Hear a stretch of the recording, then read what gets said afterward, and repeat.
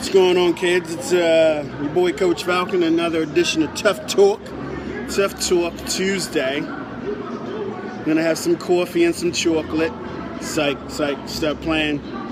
Here's what we got going on today. We're gonna get back to the little things. One of the things that has been happening lately is just trying to find that sense of being able to create the momentum of just putting together small things and allowing those small things to build into something large. They say that greatness is usually built through a series of small things, small events, just the little things that you just keep doing. You just keep grinding. You just keep putting things together, one after the other, using that momentum and not stopping and not giving up.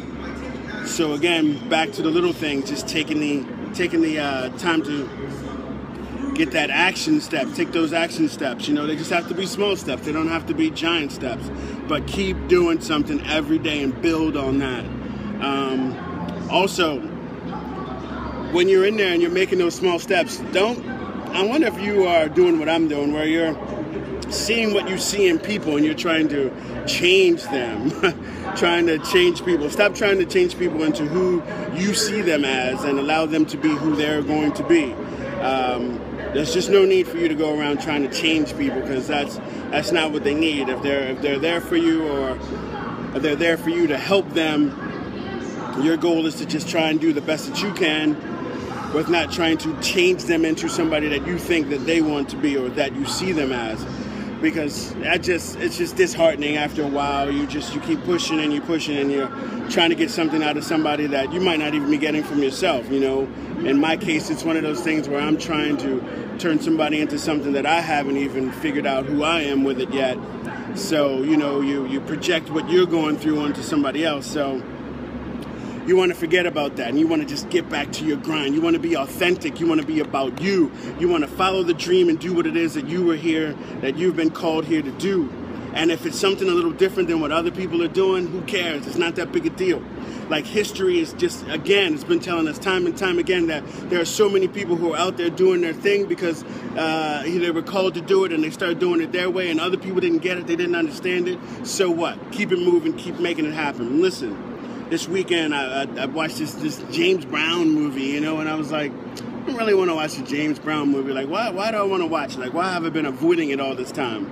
I feel so stupid because there was so much to learn from it, and it's, you know, again, it was a movie. That doesn't mean everything in it was true, but apparently James Brown was one of those first people that just started to say, own everything, make it yours. Like, he just was flipping the music industry. It was just, I mean, he had like a 7th grade education, you know, this country boy from South Carolina, you know, poor isn't even the word for, you know, how he grew up. But again, with a 7th grade education, he was like, he's the godfather of soul. He's the most influential artist of our time, and, you know, or of all time, really. And, you know, just most music is really influenced by him after his time.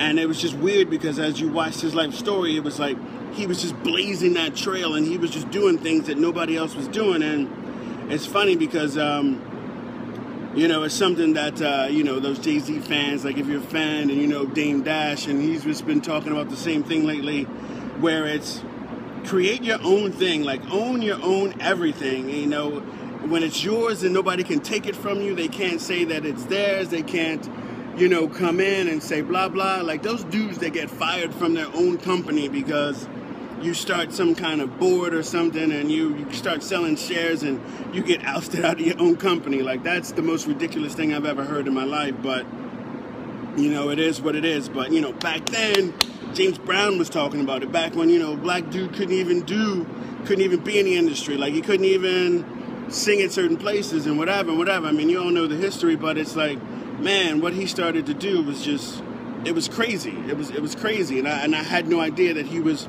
you know, the first one to do that. I mean, the dude owned a jet back in the day. You know, he's like one of the first ones. He owned his own jet. He's like, I'm not flying with anybody else. I make enough money. You know, he got rid of the promoters and started promoting his own stuff. He was the one that started telling people to take their music to the you know, disc jockeys or whatever it was back in the day, and having them promote you and get rid of the promoter and keep that money for himself. I mean, that cat was making money, man. This just, wow. I just had no idea who James Brown really was. And again, like I said, it's the same thing with the Jay-Z story and the Dame Dash story. It's like one of those things where everybody's making Jay-Z out to be this crazy, incredible genius or whatever. And really behind the scenes, it was like, he was the artist and Dame was the one making all the moves. Use your mind, the business mind. Like right now, a few people are upset with him in Brooklyn, that whole basketball fiasco or whatever. But, it's one of those things where corporations used him and they put his face in front of it, made everybody believe that he was this owner of the basketball team, and he wasn't. Jay never owned the team.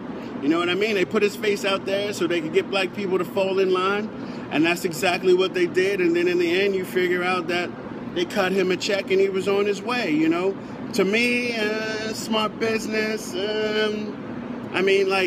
for real.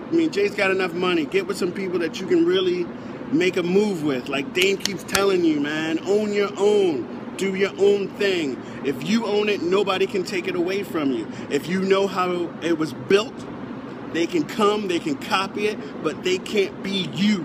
You understand what I mean? When you build something like that, people can copy it, but they can't be you because you originated it. You understand what I'm saying? Don't go with that corporate way or whatever.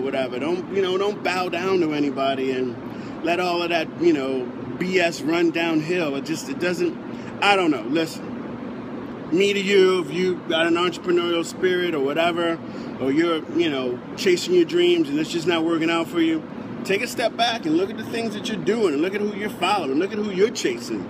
Because to me, I can't do it. I don't know about the rest of you, but it just doesn't work out that way for me. I'm going to keep chasing me because nobody else can let me down but me. You understand what I mean? I don't have to worry about, some corporation or whatever doing whatever it's got to do. Nah, I'm good. Make my own way. Stop following that corporate way. It's just crazy, man. It just doesn't make sense. Like, own your own thing, blaze your own trail, do you.